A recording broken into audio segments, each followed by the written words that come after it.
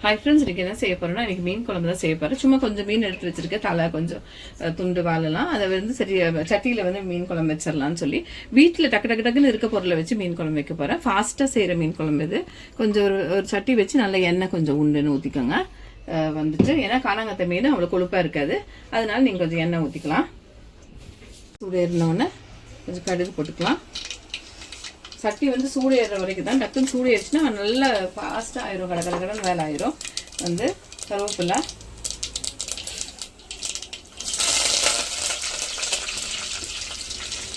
அப்புறம் சின்ன வெங்காயம் ஒரு 10 வெங்காயம் அரைச்சிட்டு வச்சுருக்கேன். கூட வந்து கீரி வந்து ஒரு 4 பச்சை மிளகாய் வச்சுருக்கேன். இதெல்லாம் போட்டுக்கலாம். அதில்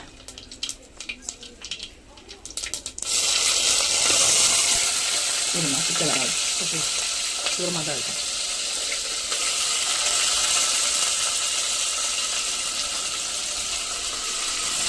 பார்த்து மாட்டோம் அரைச்சி வச்சிங்கன்னா கொஞ்சம் குழம்பு வந்து உண்டுன்னு வரும்.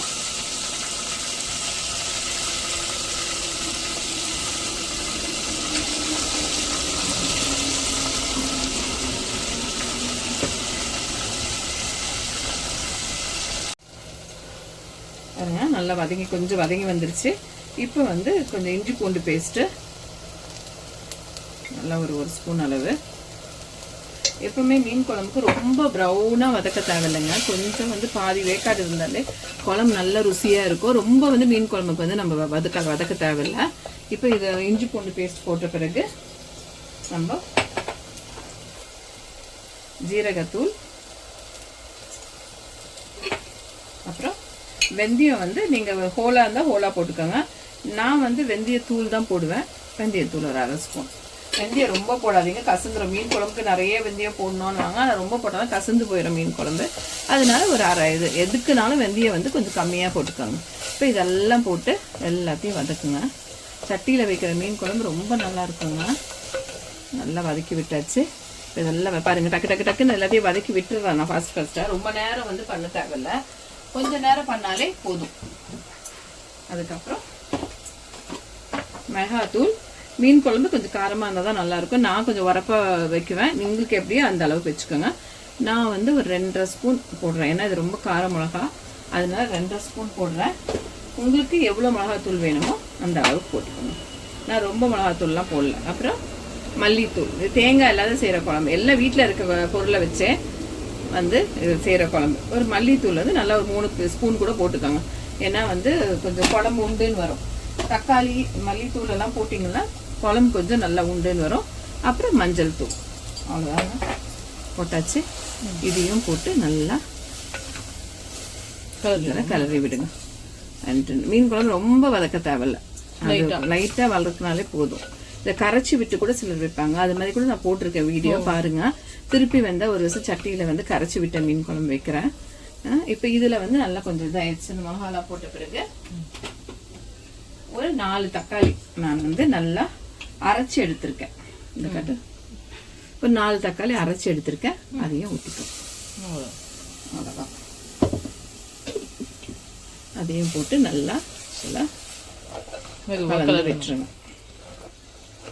ஃபஸ்ட் நாளோட மறுநாள் வந்து சட்டியில் வச்ச குழம்பு செஞ்சு சாப்பிட்டா அவ்வளோ ருசியாக இருக்கும் பாருங்க. அவ்வளோதான். இப்போ வந்து பாருங்க, நல்லா இப்போ மசாலாலாம் நல்லா வந்து கொஞ்சம் வதங்கி வந்துருச்சு. இப்போ வந்து இப்போ அந்த தக்காளி தண்ணியெல்லாம் கழுவி ஊற்றிக்கலாம். ஊற்றிட்டு ஃபாஸ்ட்டாக முடிஞ்சிடுங்க. பிகினர்ஸ்க்கெல்லாம் ஈஸி, வீட்டில் இருக்க பொருளை வச்சு. ஜீரகத்தூள்லாம் இல்லைன்னா கூட பரவாயில்ல, கொஞ்சம் வெந்தயம் ஹோலாக இருந்தால் ஹோலாக போட்டுக்கோங்க. இது பிகினர்ஸ்க்கு தான் நிறைய நான் செய்கிறதே, ஏன்னா பசங்க கொஞ்சம் தெரிஞ்சுக்கிட்டோன்னு. இப்போ வந்து புளித்தண்ணி நல்லா ஒரு நெல்லிக்காய் அளவு புளித்தண்ணி எடுத்து வச்சுருக்கேன். கொஞ்சமாக தான் மீன் குழம்பு வைக்க போகிறேன் நான். அதை ஊற்றிக்கலாம். ஊற்றியாச்சு. இப்போ இதுக்கு தேவையான அளவு உப்பு. எவ்வளோ ஃபாஸ்ட்டாக முடிஞ்சிச்சு பார்த்தியா? தேவையான அளவு உப்பு போட்டுட்டு கரைச்சி விட்டதும் இப்படியே தான் வைக்கணும். கரைச்சி விட்டு கையிலே கரைச்சி அதை ஒரு டைம் போடணும். இது நல்லா கொதி வரட்டும். ஃபஸ்ட்டு கொதி வந்தோடனே மீனை போடலாம். பாருங்க, நல்லா கொதி வந்துருச்சு. கொதி வந்தோடனே மீனை எடுத்து போட்டுடலாம். எல்லாமே புளிகிளியெல்லாம் ஊற்றியாச்சு. மீனை எடுத்து போட்டுடலாம். சும்மா கொஞ்சமாக தான், ஒரு வேலைக்கு தகுந்த மாதிரி தான் நான் வைக்க போகிறேன். அவ்வளோதான். போட்டுட்டு திருப்பி ஒரு 10 நிமிஷம் வந்து கொதி விடணும். கொதி விடணும். கொதி வந்த உடனே மீனை போட்டு, மீனுக்கு ஒரு 5லேருந்து 7 நிமிஷம் வரைக்கும் தான் மீன் நல்லா வெந்து வந்துடும். ரொம்ப விடக்கூடாது. மூடி போட்டு விட்டுடலாம். போட்டு ஒரு 5 to 7 minutes ஆயிடுச்சு. நல்லா கொதி வந்து வாசனையா இருக்கு. அவ்வளவுதான். மீனும் அப்படியே நல்லா அப்படியே இருக்குமா. ரொம்ப நேரம் கொதி விட்டீங்களா மீன் எல்லாம் அப்படியே கரைஞ்சு போயிடும். அதனால பொடி பொடி ஆயிரும். அதனால அவ்வளவுதான். லாஸ்டா வந்து நம்ம கொத்தமல்லி தூவி ஸ்டோவை ஆஃப் பண்ணிடணும். அவ்வளோதான். எவ்வளோ ஃபாஸ்ட்டாக 15 நிமிஷத்துக்குள்ள மீன் குழம்பு வச்சாச்சு. டக்கு டக்குன்னு இதெல்லாம் வெங்காயம் தக்காளி எல்லாம் அரைச்சி வச்சுட்டா அவ்வளோதான். இது வந்து கொஞ்சம் சட்டியில் செஞ்சீங்கன்னா நீங்கள் வந்து ஸ்டோவ் ஆஃப் பண்ணிட்டேன். ஆனாலும் வந்து கொதிச்சுட்டு இருக்குது. சட்டியில செஞ்சீங்கன்னா இப்போ ஒரு 7 நிமிஷம் மீன் குழம்பு கொதிக்க வைக்கணும். 5 நிமிஷத்துல ஆஃப் பண்ணிருங்க. அது கொதிச்சு அதுவே பாதி வெந்துடும். அதனால சட்டியில செய்யும் போது மட்டும் கொஞ்சம் ஏர்லியாவே ஆஃப் பண்ணிருங்க. கரெக்டா இருக்கும். பாருங்க மீன் குழம்பு சட்டியில டக்கு டக்குன்னு வச்சாச்சு. அவ்வளவு ருசியா இருக்கும். வெறும் சாதத்து கூட போட்டு சாப்பிட்டா, சூடா சாதத்து கூட போட்டு சாப்பிட்டா அவ்வளவு நல்லா இருக்கும். நீங்களும் சேனலை பாருங்க, சப்ஸ்கிரைப் பண்ணுங்க, ஷேர் பண்ணுங்க, லைக் பண்ணுங்க. தேங்க்யூ.